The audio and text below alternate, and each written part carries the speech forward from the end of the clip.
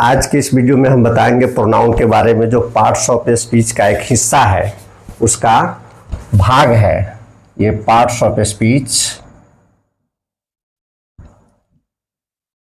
जिसको class of words के नाम से भी जानते हैं। क्लास ऑफ वर्ड्स, यानी इसको हिंदी में कहते हैं शब्द भेद।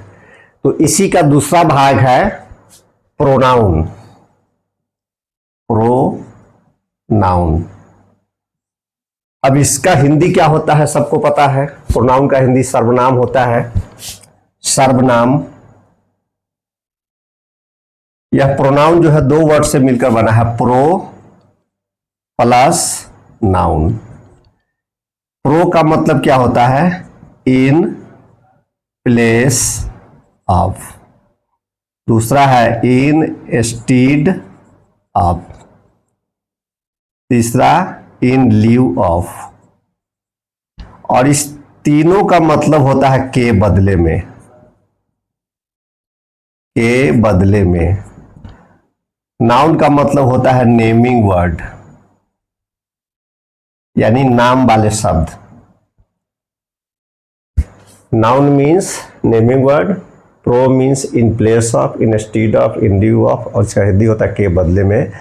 यानी जिन शब्दों का प्रयोग संज्ञा के बदले किया जाता है उसे सर्वनाम कहते हैं। इसका डिफिनीशन होगा, a pronoun means, a pronoun means for a noun. यानी जिन शब्दों का प्रयोग संज्ञा के बदले किया जाता है उसे हम सर्वनाम कहते हैं। आज में हो जाएगा आई, वी, यू, ईटीसी। ईटीसी का मतलब एटसेट्रा इत्यादि होता है। अब हम इसके काइंड्स के बारे में चर्चा करेंगे कि प्रोनाउन के कितने काइंड्स होते हैं। तो प्रोनाउन के 10 काइंड्स होते हैं। Kinds of pronoun. इसका पहला काइंड्स है पर्सनल प्रोनाउन, PERSONAL प्रोनाउन। दूसरा है रिफ्लेक्सिव प्रोनाउन। तीसरा एम्फैटिक प्रोनाउन, EMPHATIC।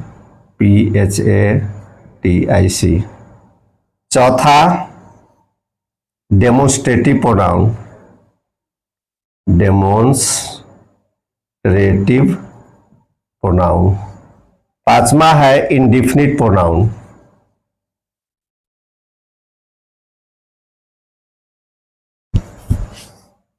छठा इंटेरोगेटिव प्रोनाउन, INTERROGATIV प्रोनाउन। सातवां डिस्ट्रीब्यूटिव प्रोनाउन। आठवां पॉजेसिव प्रोनाउन। नौवां रिलेटिव प्रोनाउन। और 10वां रेसिप्रोकल प्रोनाउन।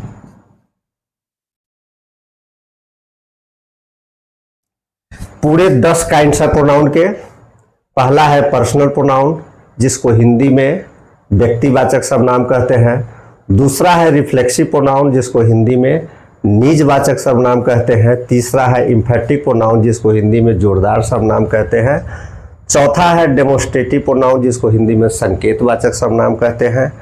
पांचवा है इंडेफिनिट प्रोनाउन, जिसको हिंदी में अनिश्चयवाचक सर्वनाम कहते हैं। छठा है इंट्रोगेटिव प्रोनाउन, जिसको हिंदी में हम प्रश्नबोधक सर्वनाम कहते हैं।